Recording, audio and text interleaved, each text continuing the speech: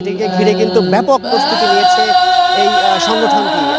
যদিও নামাজের পর থেকে অর্থাৎ জোহরের পর থেকে এই সমাবেশ শুরু হওয়ার কথা রয়েছে, তবে সকাল থেকেই এই সোহরাওয়ার্দী উদ্যানে কানায় কানায় কিন্তু পূর্ণ হতে যাচ্ছে। আমরা যেমনটি দেখেছি, যতই বেলা বাড়ছে ততই বিভিন্ন এই দেশের জেলা থেকে বা উপজেলা সংগঠনগুলো ছোট ছোট মিছিল নিয়ে তারা কিন্তু এই সোহরাওয়ার্দী উদ্যানে সমবেত হচ্ছেন। এরই মধ্যে যদি আমি দেখি, চারপাশে প্রায় কয়েক হাজার নেতাকর্মীরা কিন্তু এখানে এসেছেন এবং দুপুরের পর থেকে দলের সিনিয়র নেতাকর্মীরা এখানে আসবেন। আপনারা জানেন, 3 দফা দাবিতে সংস্কার, জুলাই হত্যাকাণ্ডের বিচার এবং পিআর পদ্ধতিতে নির্বাচনের দাবিতে কিন্তু এই মহাসমাবেশ করতে যাচ্ছেন তারা। এরই আগে বৃহস্পতিবার সংবাদ সম্মেলনে কিন্তু বলেছেন প্রায় 10 লক্ষ মানুষের উপস্থিতি হবে এখানে। সেই হিসাবেই সমস্ত প্রস্তুতি কিন্তু সম্পন্ন করা হয়েছে। এখন ইসলামী সঙ্গীতের পাশাপাশি এই যে মূল মঞ্চ করা হয়েছে, সেই মূল মঞ্চ থেকে কিন্তু বিভিন্নভাবে নেতাকর্মীদের তাদের যে কাজকর্ম সেগুলো ভাগ করে দেয়া হচ্ছে।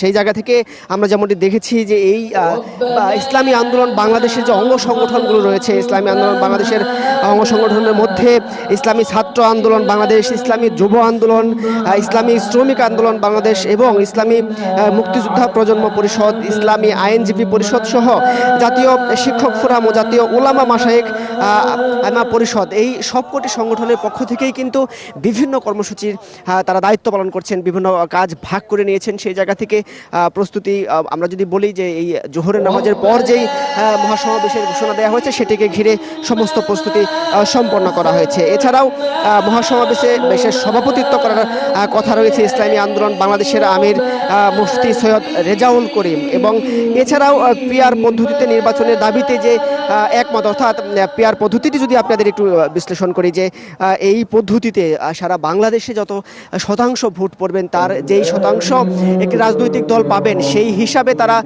সংসদ সদস্য বা সংসদে ততগুলো আসন পাবেন। ধরা যাক যদি 10% পায় তাহলে 300 আসনে 30টি আসন পাবেন। এই ঘোষণাটা কিন্তু তারা দিয়েছে। এই দাবিতে কিন্তু এই মহাসমাবেশটি হতে যাচ্ছে। সেই আলোকে এই পদ্ধতির যারা সমমনা রয়েছেন, যারা এতে একমত জানিয়েছেন, তারা কিন্তু এখানে আসবেন এমনটি বলা হয়েছে। এবং অন্যান্য রাজনৈতিক দলে, অর্থাৎ এই জুলাই বিপ্লবের ফ্যাসিস্টের বিরোধী যারা ছিলেন, প্রত্যেক রাজনৈতিক দলের নেতাকর্মীকেই কিন্তু এখানে দাওয়াত করা হয়েছে এবং বলছেন যে তারা আসবেন। এছাড়াও সোহরাওয়ার্দী উদ্যানে এই যে জেলা পর্যায়ে থেকে যেসব নেতাকর্মীরা এসেছেন তাদেরকে আপ্যায়নে বা তাদের সব দিক বিবেচনায় নিয়ে যে কমিটি গঠন, সেখানেও কিন্তু 24 সদস্যের একটি কমিটি গঠন করা হয়েছে।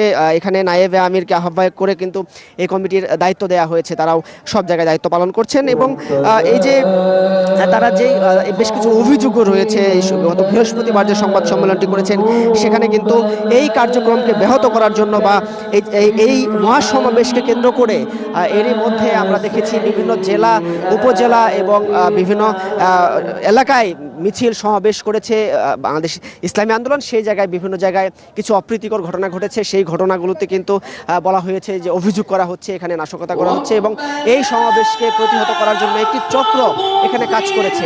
সব কিছু মিলিয়ে তাদের প্রত্যাশা আজকে একটি ইতিহাস তৈরি করবেন। 1987 সালে যে দলটির প্রতিষ্ঠা, সেই দলের পরবর্তী সময়ে এবং দীর্ঘদিন সমাবেশ না করতে পারার পরবর্তী এই সমাবেশে 10 লক্ষ মানুষের উপস্থিতি কামনা করছেন। আমাদের আরেক সহকর্মী রয়েছেন ঠিক পাশেই, সৌরভ, আপনি আপনার আশেপাশের চিত্রটি বলবেন, সমাবেশের প্রস্তুতিটি নিয়ে বলবেন।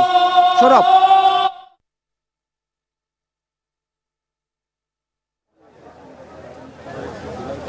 সুমন, আপনাকে ধন্যবাদ। আপনি যেমনটি বলছিলেন, আজ আসলে কিন্তু ইসলামী আন্দোলন বাংলাদেশের যে মহাসমাবেশ, এই মহাসমাবেশ কিন্তু 3টি বিষয়ের উপর ভিত্তি করে আজকের সেই মহাসমাবেশ তারা করছে, যেটি হচ্ছে সংস্কার, বিচার এবং পিআর পদ্ধতিতে নির্বাচনের দাবিতে। পিআর পদ্ধতিতে নির্বাচনের দাবিতে কিন্তু আমরা জানি যে আরও যেসব রাজনৈতিক দলগুলো একমত হয়েছেন, সেই রাজনৈতিক দলগুলো কিন্তু আজকে এই মহাসমাবেশকে তারা ইসলামী আন্দোলন বাংলাদেশের পক্ষ থেকে তাদেরকে দাওয়াত করা হয়েছে এবং তারা আসবে বলে তারা জানিয়েছে। এই মুহূর্তে কিন্তু আমরা দেখতে পাচ্ছি যে আজকে এই মহাসমাবেশকে কেন্দ্র করে এই মুহূর্তে কিন্তু রাজধানীর সোহরাওয়ার্দী উদ্যানের যে অংশটি দেখা যাচ্ছে, সেই অংশে কিন্তু আমরা দেখছি যে হচ্ছে এই ইসলামী আন্দোলন বাংলাদেশের যারা সমর্থক রয়েছেন এবং কর্মী রয়েছেন, তারা কিন্তু দলে দলে যোগ দিচ্ছেন। এবং এই মুহূর্তে আমরা দেখতে পাচ্ছি যে তাদের অনেকেই কিন্তু আসলে তাদের যে রাজনৈতিক প্রতীক, যেটি হচ্ছে ভোটের প্রতীক, যে হাত পাখা, সেই হাত পাখা সম্বলিত কিন্তু তারা ব্যানার ফেস্টুন নিয়ে কিন্তু তারা এই মুহূর্তে আসেন। এবং এই মুহূর্তে আমি যেটি বলতে পারি যে আসলে সমাবেশ শুরু হবে বেলা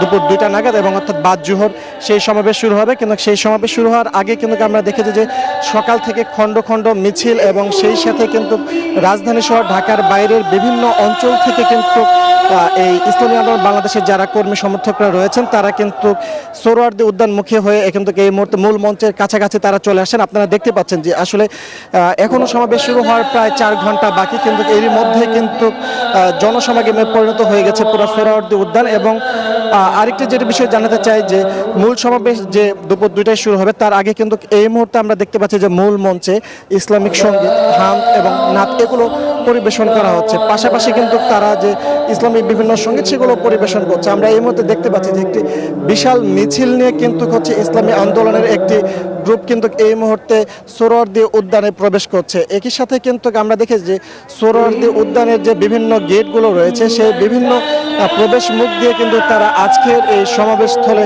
আসছেন, এবং তারা কিন্তু নারায়ে তাকবীর, আল্লাহু আকবার সহ বিভিন্ন স্লোগানে কিন্তু তারা এই পুরো সোহরাওয়ার্দী উদ্যান কিন্তু তারা প্রকম্পিত করছে। একই সাথে এই মুহূর্তে কিন্তু আমরা দেখেছি যে আজকের এই সমাবেশকে কেন্দ্র করে এই এলাকার আশপাশে কিন্তু আমরা নিরাপত্তা ব্যবস্থা জোরদার হতেও দেখেছি। এবং একই সময়ে কিন্তু তারা যেটি বলছেন যে অর্থাৎ সংস্কার, বিচার এবং পিয়ার পদ্ধতিতে যে নির্বাচন, সেই 3 দাবিতেই কিন্তু আজকের এই সমাবেশ, যে সমাবেশ থেকে তারা আগামী দিনের যে নির্বাচন অনুষ্ঠিত হতে যাচ্ছে সেই নির্বাচনের জন্য পিয়ার পদ্ধতি বহাল রাখা হয় সেই দাবিতে কিন্তু তাদের এই দাবি।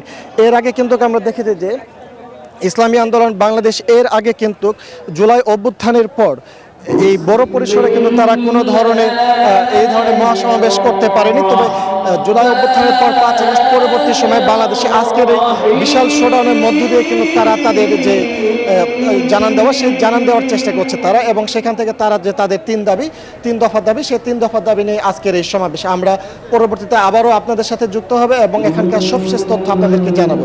এই ছিল আমার কাছে সোহরাওয়ার্দী উদ্যান থেকে ইসলামী আন্দোলন বাংলাদেশের আজকের মহাসমাবেশের সবশেষ তথ্য। বান্ডেল থাকলে প্রতি সেনমানিতে টাকা বাঁচবে। বিকাশ সেনমানি বান্ডিল কিনে জিতুন প্রতি লেনদেনে।